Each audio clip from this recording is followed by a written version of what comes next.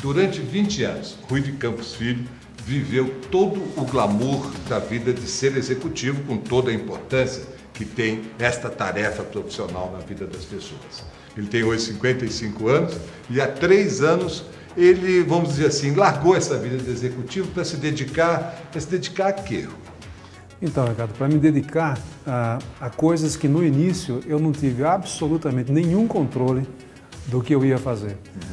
Mas eu percebi que eram coisas que poderiam se beneficiar de toda essa experiência e o que eu acumulei de conhecimento durante esses 20 anos executivo, como você falou. E quais são essas coisas? Primeiro, uma participação muito forte em atividades de voluntário que eu faço no GRAAC, é o Grupo de Apoio aos Adolescentes e Crianças com Câncer.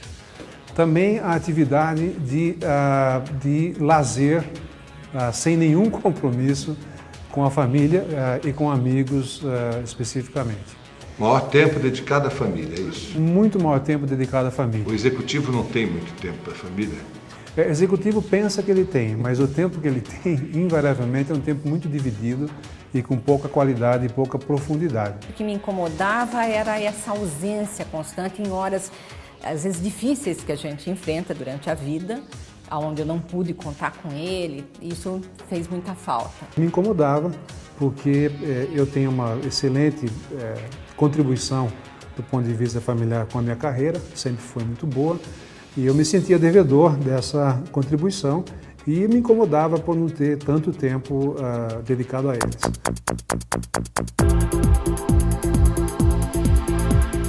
Eu comecei a olhar coisas que eu estava perdendo, né, em função do meu tempo e da minha dedicação à vida executiva.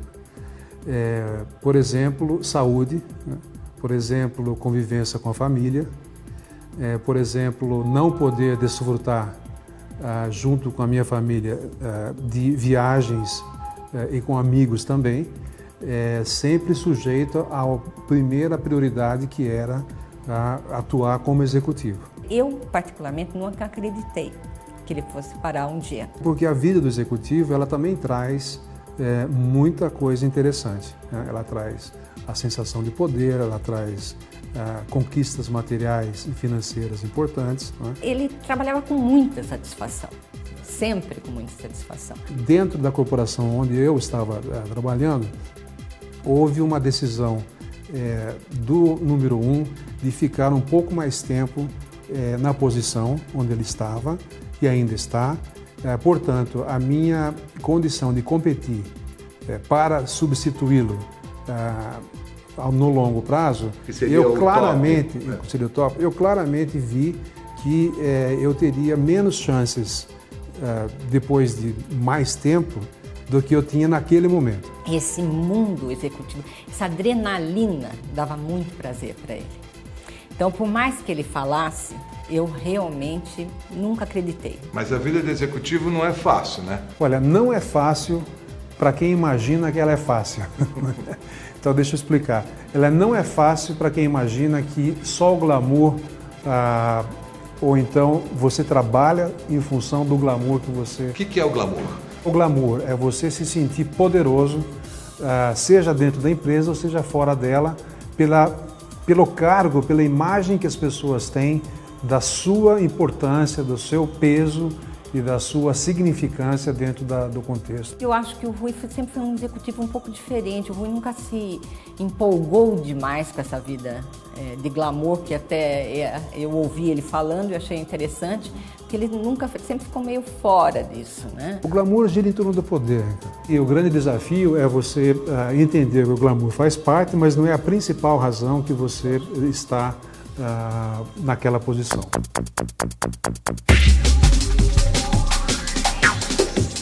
Eu acho que a regra do jogo, a regra do mundo corporativo é muito clara. Coitado do executivo que acha que pode mudar essas regras. Na vida do executivo, sucesso é você ver pessoas que estão em seu redor crescerem profissionalmente, pessoas conseguirem resultado através de uma dedicação e de um conhecimento que você transmitiu, que você proporcionou. E, obviamente, sucesso é você atingir os resultados que ou os acionistas ou os controladores definiram como importante para que você, como executivo, alcance. É uma vida sob pressão a do executivo. Sim, muita pressão e de uma forma absolutamente compreensível, né? Porque você sempre vai estar gerindo recursos que não são seus. Você vai estar trabalhando para que objetivos que foram traçados para você sejam executados. E claramente hoje você tem competições muito acirradas, você tem que dar resultado, você tem que dedicar-se extremamente ao seu trabalho. Você pode agregar, obviamente, coisas muito interessantes, que é o desenvolvimento de pessoas e conseguir resultados, mas sempre dentro de uma regra que o mundo corporativo exige e impõe. A pressão vem de vários jeitos e pega na saúde, não pega?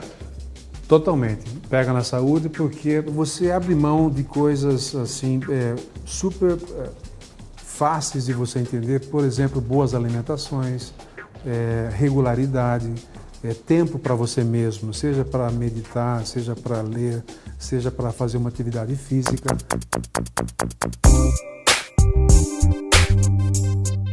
O meu médico cardiologista ameaçou de uma forma muito competente abandonar o meu acompanhamento. Como é que ele falou? Foi interessante, Ricardo. Ele muito seriamente, ele fez eu sentar em frente a ele e disse que ele não ia mais cuidar de mim, mas que eu ficasse tranquilo, que eu iria ser acompanhado por um outro médico que ele ia procurar para me recomendar. Foi um choque, eu quis entender um pouco mais do porquê. E ele disse que, com certeza, eu estava indo para um caminho onde a minha esposa ia ter uma má notícia. Iriam perguntar a Sônia, mas e o médico dele não viu que ele estava indo para esse caminho? E o médico dele não fez nada, né? Eu achei o máximo, né? Ter tocado tanto. E, obviamente, eu estou preocupado, ele dizendo. Preocupado porque, ao falar no meu nome, a minha carreira, que foi uma carreira de muito sacrifício, anos e anos a fio de estudo, e ficaria completamente comprometida ao saberem que eu não tive a competência de cuidar do Rui de Campos Filho. Então, você vai ser tratado por uma outra pessoa que provavelmente não fez tanto esforço na carreira, não se preocupa de perder paciente, assim por diante. Então, você aceita uma recomendação? Quando ele veio contando essa história do médico, eu fiquei surpresa. Falei, gente, que simples, né? Eu fiquei anos falando e não adiantou nada. Mas na hora H você ficava pensando pensando como é que a Sônia ia responder, o coitado do médico ia perder a carreira, ia perder cliente e tal. Uma pessoa que eu gostava muito, gosto ainda, né? Lógico. E ele foi de uma forma muito competente e me deixou preocupado.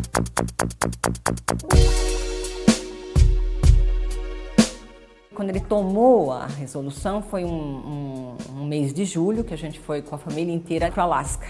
Nessa volta dessa viagem, ele me ligou e falou, eu resolvi, eu vou conversar na empresa, eu vou parar. O último dia foi muito tranquilo, e aí eu tenho o exemplo de um primeiro chefe que eu tive na Caterpillar, né, que o último dia dele foi o seguinte, ele falou que ele ia até o ambulatório para procurar um remédio, alguma coisa, e ele, até hoje eu não vi mais essa pessoa. Então, meu último dia foi muito tranquilo. Você fez o quê? Você foi aonde? Eu nunca mais te vi. Eu saí na hora do almoço e eu me despedi, obviamente, agradecia as pessoas que contribuíram com a minha carreira. Eu saí para não voltar mais para o mundo. Então, o Rui sai da empresa para não voltar mais, quer dizer, ele vai para casa para ficar na casa dele. No segundo bloco a gente vai conversar sobre isso.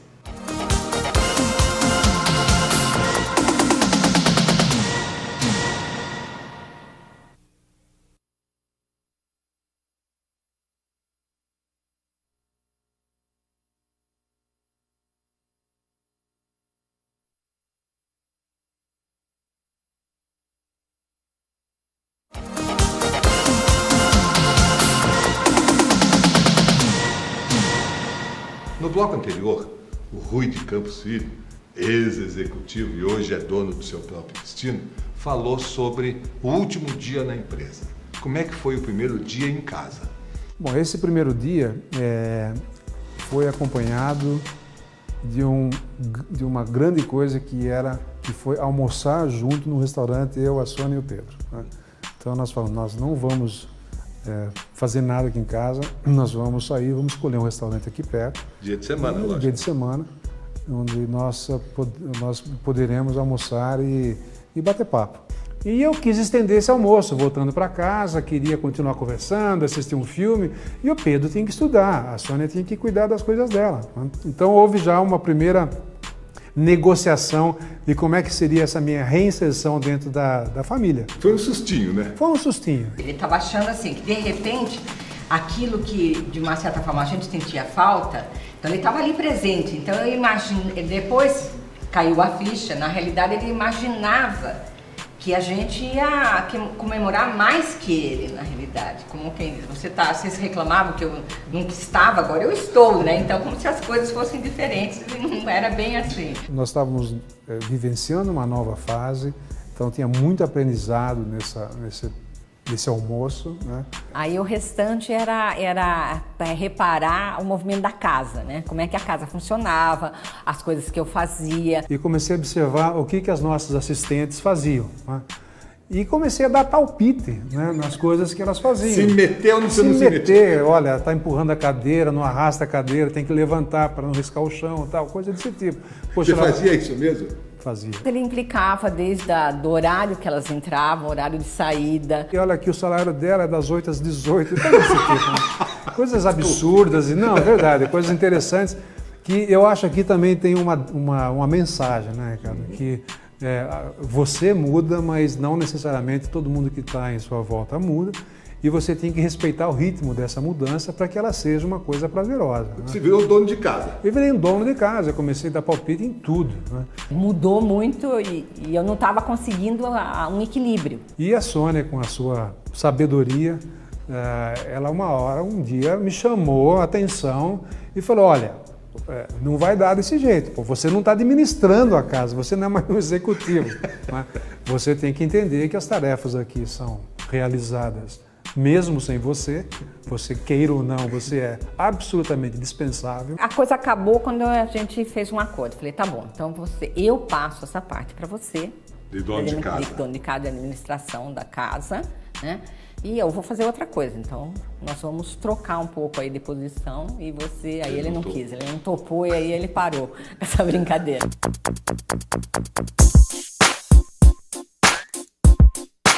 É muito fácil acostumar com falta de rotina, né? Embora você crie outras, né?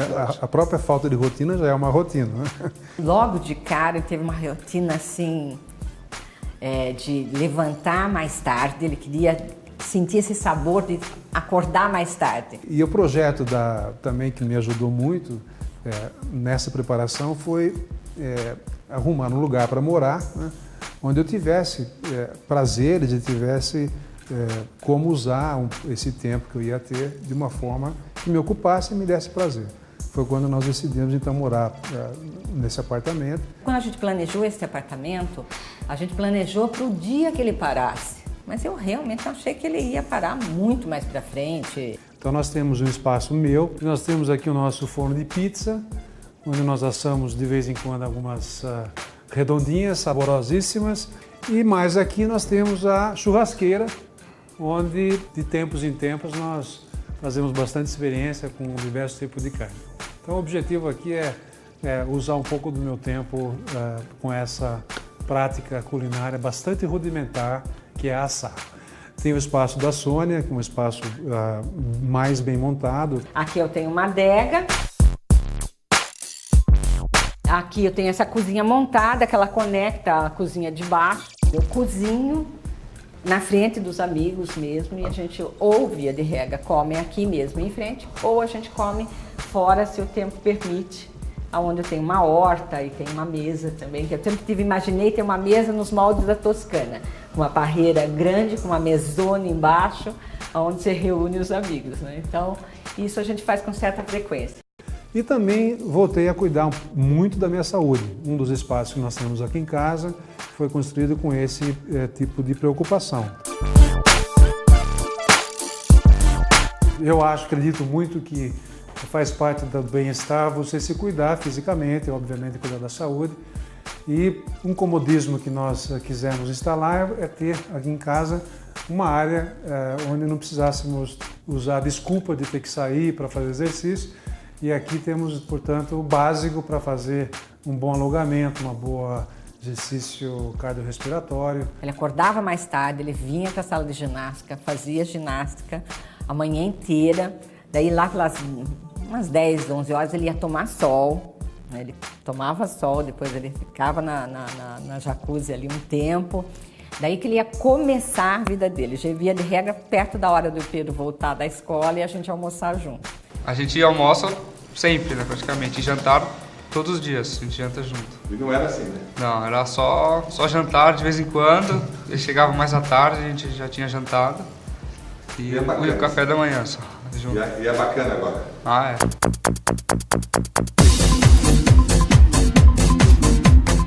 E a questão financeira? Te incomodou largar o emprego pensando no futuro, no conforto, no ganhar dinheiro?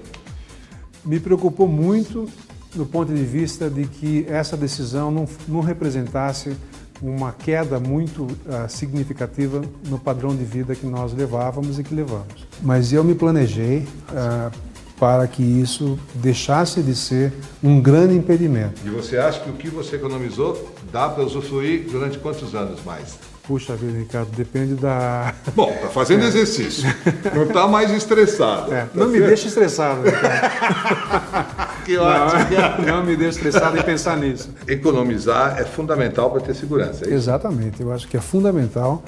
E eu volto a falar da grande participação que a Sônia teve nesse processo, porque ao me decidir sair, eu também estava lutando com um plano de o que fazer em seguida para que eu gerasse algum tipo de receita ou algum tipo de ocupação, né?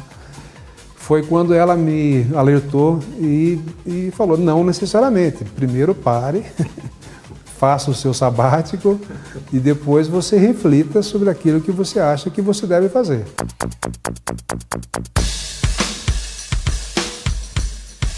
Um ano ócio total. Ócio total. Um ócio produtivo para a cabeça. Muita leitura, muita debate, muita viagem. E falar em viagem, deixa eu te contar um episódio interessante. Siga. Que eu não pude viver, remetendo à nossa conversa, do que o executivo abre mão. Em determinado dia, a Sônia me liga no escritório, dizendo que tinha uma viagem, que ela tinha acabado de ser convidada para ir para a África do Sul, fazer uma viagem pelos grandes produtores, eu conheci os grandes produtores de vinho da África do Sul, que são fantásticos. E me perguntando se eu podia ir. Ele falou, não, vou olhar, mas é impossível. Já de cara ele já disse que não dava, né? Bom, tudo bem.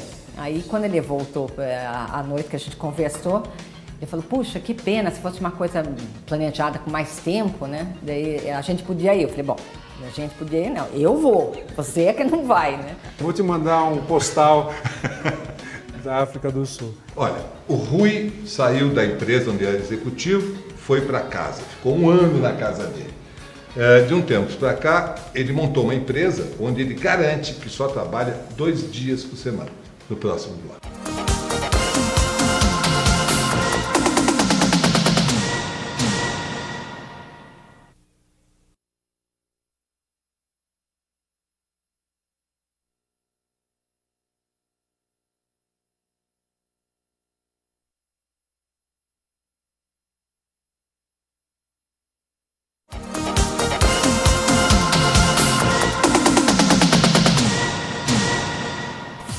Rui, 2 dias trabalhando por semana. Ele só trabalha 2 dias por semana e parece que uma boa remuneração, é isso? Imagina. Mas você trabalha só 2 dias. Bom, essa parte é verdade. O equivalente é 2 dias, mas muito bem remunerado não é o caso. Mas poderá ser com o que você está fazendo. Sim, poderá ser, e aí sim nós vamos ter um casamento melhor ainda do que era. Porque antes eu era bem remunerado, gostava do que eu fazia, mas teve um fim. Na realidade, são 2 dias, equivalente a 2 dias. São projetos que nós temos uma empresa chamada Condere Participações, onde nós temos um foco em novas ideias, novas propostas de negócio que precisem de recurso e precisem de competência em gestão. Não que necessariamente a gente tenha os recursos para aportar, mas temos um caminho de buscá-los. E competência de gestão, nós temos, eu e mais o meu sócio, o Paulo Mas Cury. isso você já tinha, né? Sim, tinha. Na realidade, eu estou usando essa competência que eu desenvolvi para fazer alguma coisa onde eu tenha um controle direto e que sempre esteja relacionado à transferência de conhecimento, transferência de bem-estar e com projetos ligados à sustentabilidade do meio ambiente, né? Nada mais moderno. E também hein? a saúde e assim por diante. Né? Então, sustentabilidade é o tema. Exatamente. As pessoas dizem que é o tema da moda. Eu falo, não, é o tema para sempre. é o tema para sempre, já que nunca deveria ter saído Exato. do foco.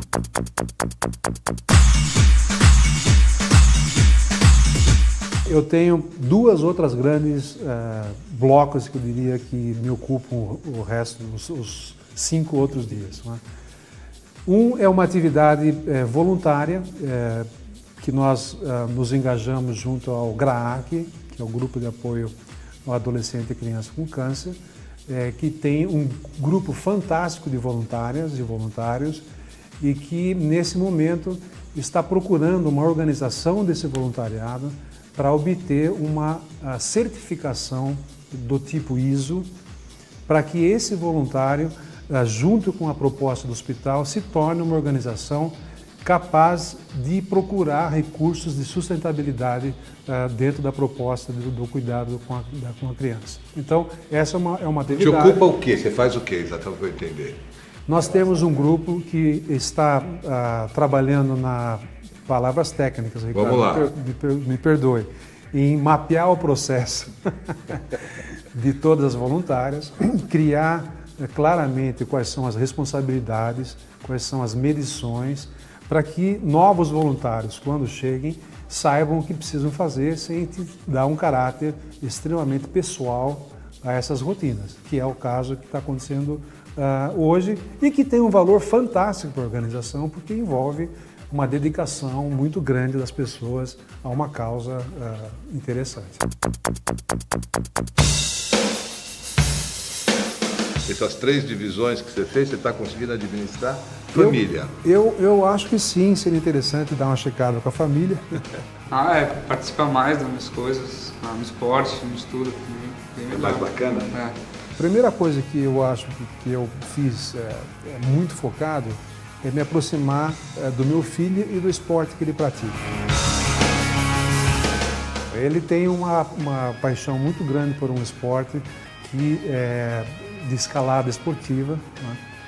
Ele é um atleta de razoável sucesso nessa modalidade, ele pratica desde os 9 anos de idade e foi uma coisa que ele escolheu para ele fazer, não tem nenhum paralelo na família, né, dessa prática, dessa modalidade, portanto ele foi atrás, se desenvolveu e se destaca nessa modalidade. Diferente, esporte diferente que eu me identifiquei. A rotina com ele é de eu acompanhá-lo nos treinamentos, levá-lo e buscá-lo. Ajuda nos treinos, no estudo. Ele me solicita para algumas matérias, essencialmente na área de humanas, solicita a Sônia em outras matérias. Então essa é a minha rotina com ele e a rotina regular de conversar sobre as coisas, sobre o que está acontecendo no mundo, na hora do almoço, na hora do jantar. Talvez tenha feito até ontem uma observação interessante, que eu fiz alguns comentários sobre o mercado financeiro, como é que estava a bolsa. Ele pediu para eu investir R$500, né? Foi a economia que ele conseguiu nos últimos meses de mesada, para eu comprar uma ação. E você acha que vai dar certo, né? Essa recomendação do teu pai, então você acha que pode dar certo isso? Um mês assim, tomara que dê certo. Olha a visão de curto prazo. Não pode, tem que ser uma... O que você diria para ele? Calma, você pode perder muito ou pode ganhar muito mesmo, não quer dizer nada, você tem que esperar um longo prazo. E ele já decidiu o que ele vai fazer da vida? Felizmente não, porque eu acho que é muito cedo. Eu Falo muito sobre a carreira de administrador de empresa com ele, tento mostrar para ele as coisas muito boas que existem, as coisas muito difíceis que existem. É impossível ele não olhar o pai como modelo, né? E é muito bom isso, né? É como um modelo positivo. Se ele for como executivo, você vai dizer, não, chega. Não, eu acho que, talvez eu fale não, mas no fundo até poderia ser uma forma de eu achar que eu passei uma coisa interessante para ele, né? Você acha que você seria um executivo como foi teu pai? Não, com certeza não. Por quê?